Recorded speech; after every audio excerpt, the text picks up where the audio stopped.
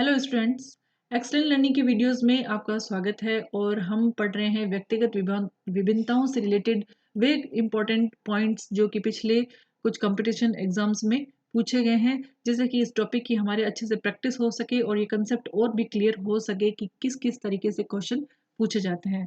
तो इन क्वेश्चंस का आज ये सेकेंड वीडियो है, तो जल्दी से शुरू करते हैं। इन क्वेश्चंस को हम लेते हैं। तो ये पहला क्वेश्चन है, बालकों में व्यक्तिगत विभेद का मुख्य कारण क्या है? ये चित्तौड़ के थर्ड ग्रेड एग्जाम में ये पूछा गया था। व्यक्तिगत विभेद क्यों होते हैं? तो व्यक्तिगत विभेद होने का क्या कारण है? मानसिक गुणों के कारण व्यक्तिगत विभेद पाए जाते हैं।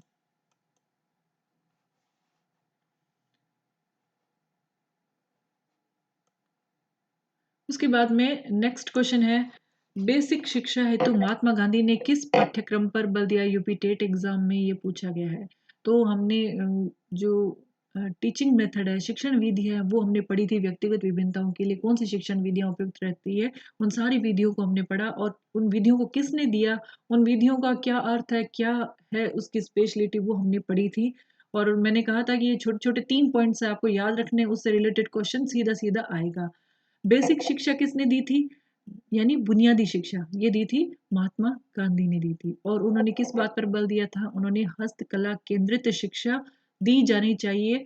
बच्चों को इस बात पे बल दिया था, बुनियादी शिक्षा जिसे कहते हैं, जिससे कि बच्चा बड़ा होकर के आत्मनिर्भर हो सके। ठीक है, तो महात्मा गांधी ने जो बेसिक शिक्षा दी थी उसमें किसका पर बल दिया गया? हस्तकला केंद्रित, हाथ से बुनी हुई चीजें, हाथ से बनाई हुई चीजों पर बच्चों को जरूर सिखाई जानी चाहिए। नेक्स्ट फिर मेथड से क्वेश्चन है, यूपी टेट लेवल सेकंड के लिए, प्रयोजना विधि के प्रतिपादक कौन है?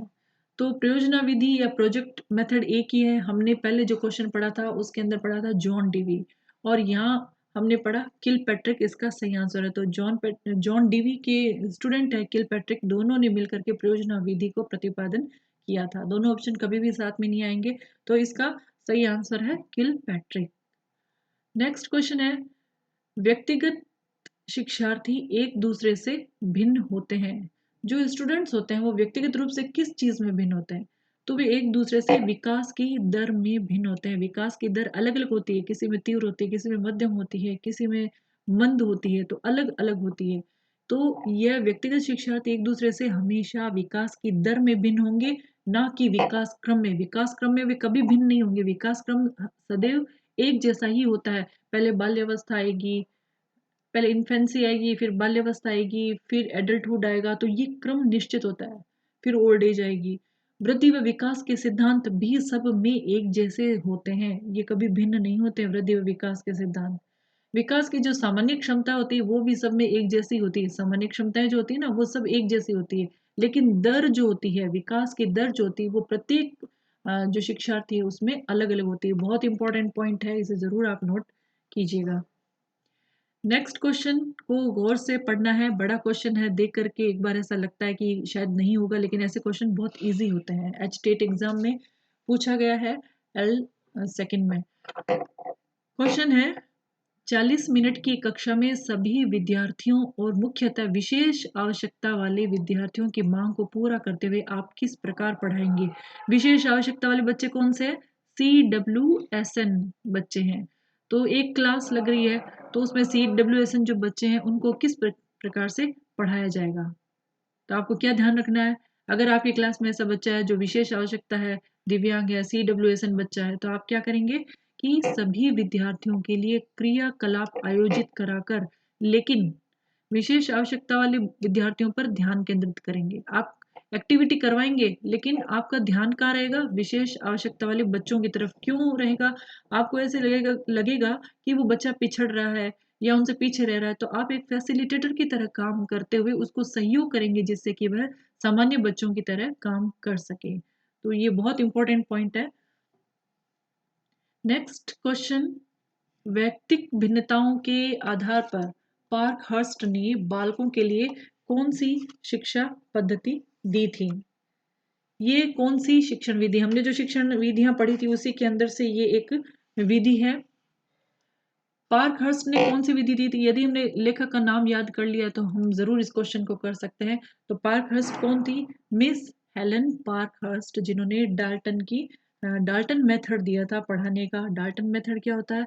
बच्चे जहाँ पढ़ते हैं उसको एक तरह से चिल्ड्रन होम ही समझा जाता है, बाल गृह की तरह समझा जाता है।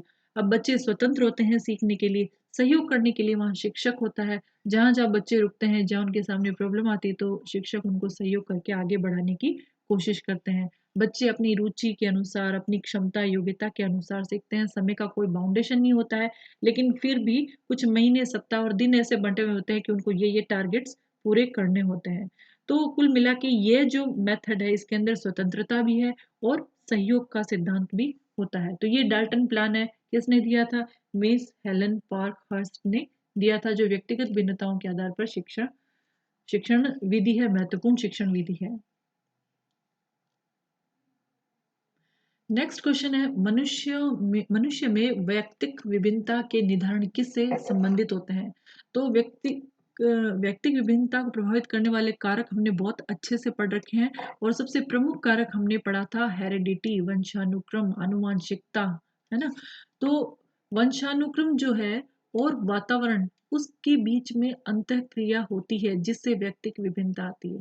हमारे अंदर इननेट कुछ क्वालिटीज होती है, लेकिन अकॉर्डिंग टू इननेट क्वालिटीज हमें जो वातावरण मिलता है, हमें जो सुविधाएं मिलती है, चाहे वो भौतिक वातावरण हो, चाहे सामाजिक हो, सांस्कृतिक हो, तो जो वातावरण मिलता है उससे हमारी जो इननेट क्वालिटी है वो इंटरेक्शन करती है, जिससे उसका और डेवलपमेंट होता है और हम बाकी बच्चों से अलग होते हैं, या जो बच्चे हैं उनमें व्यक्तिगत भिन्नता पाई जाती है। तो वंशानुक्रम और वातावरण में अंतःक्रिया के कारण व्यक्तिक विभिन्नता होती है, ये प्रमुख निर्धारक तत्व है। नेक्स्ट क्वेश्चन है, अध्यापन के समय अध्यापक को निम्नलिखित में से किसका सर्वाधिक ध्यान रखना चाहिए? जब भी टीचर अध्यापन करता है तो किसी भी बात का ध्यान रखने, चाहे अनुशासन हो, चाहे करिकुलम हो, सबसे पहले हमें ध्यान रखना है व्यक्तिक भिन्नता का। कौन कौन से बच्चे हैं, किस लेवल के बच्चे हैं, उसको ध्यान में रखने के बाद हमें शिक्षण कार्य शुरू करवाना चाहिए। उसके अनुसार ही हम अनुशासन रखवा सकते हैं, अध्यापन करवा सकते हैं, शिक्षण विधियों का चयन कर सकते हैं। सीटेट में ये क्वेश्चन पूछा गया है। नेक्स्ट क्वेश्चन है, व्यक्तिक विभिन्नता के मिलने के संबंध में एक अध्यापक की भूमिका होनी चाहिए। बीटेट एग्जाम में पूछा गया है, व्यक्तिक विभिन्नता के मिलने के संबंध में। तो जब एक टीचर को व्यक्तिक विभिन्नता वाले स्टूडेंट मिलते हैं तो अब उसका क्या रोल होना चाहिए? उसकी भूमिका ये होनी चाहिए कि व्यक्ति के दृष्टिकोण है, उसकी अभिरुचि है, योग्यता, उसको जानने का प्रयास करना चाहिए। जब वो क्लास में चला जाता है टीचर, तो उसे देखना चाहिए वहाँ स्टूडेंट्स से उसके क्या क्या अलग अलग दृष्टिकोण है, उनकी अभिरुचियाँ क्या है, योग्यताएं क्या है, उसको जानने की कोशिश करनी चाहिए। कैसे कोशिश करेगा? सवाल पूछ करके, एक्टिविटी करवा करके, ऑब्जर्व करके वो इन चीज़ों का पता करेंगे या बातचीत करके करेंगे। व्यक्ति आधारित पाठ्यक्रमों को उनकी आवश्यकता के अनुसार जानने की कोशिश करनी चाहिए। जो करिकुलम बनाया गया है, बच्चों की योग्यता, अभिरुचि और उनकी क्षमता स्तर के अनुसार जो पाठ्यक्रम बनाया गया है, वो उनकी आवश्यकता के अनुसार है कि नहीं है, इसे जानने की कोशिश भी एक टीचर को करनी चाहिए। नेक्स्ट लास्ट क्वेश्चन है, ध्यान से पढ़ेंगे इसे। सीमा हर पाठ को बहुत जल्दी सीख लेती है, जबकि लीना उसे सीखने में ज्यादा समय लेती है। यह विकास का कौन से सिद्धांत को दर्शाता है? यानी कि क्लास में दो अलग अलग बच्चे हैं, एक सीमा और लीना। एक बच्चा जो है वो जल्दी ही सीख रहा है, एक बच्चा जो है थोड़ा सा समय ले रहा है, मध्यम गति से सीख रहा है। तो ये क्या है? ये व्यक्तिगत भिन्नता के आधार पर ही तो होगा, वो अपनी क्षमता के अनुसार सीख रहे हैं। और कोई बच्चा ऐसा भी होगा जो बहुत ही धीमे गति से सीख रहा है, बहुत ही मंद गति से सीख रहा है, तो ये उनकी क्या है? व्यक्तिगत भिन्नताएं हैं।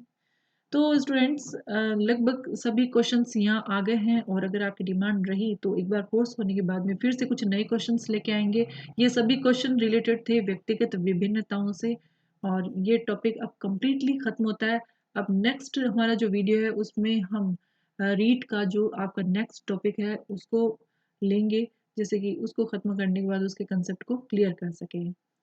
तो आप इसका रिवीजन कीजिए, और नेक्स्ट टॉपिक का वीडियो आने तक आप अपनी लर्निंग को बनाए रखें।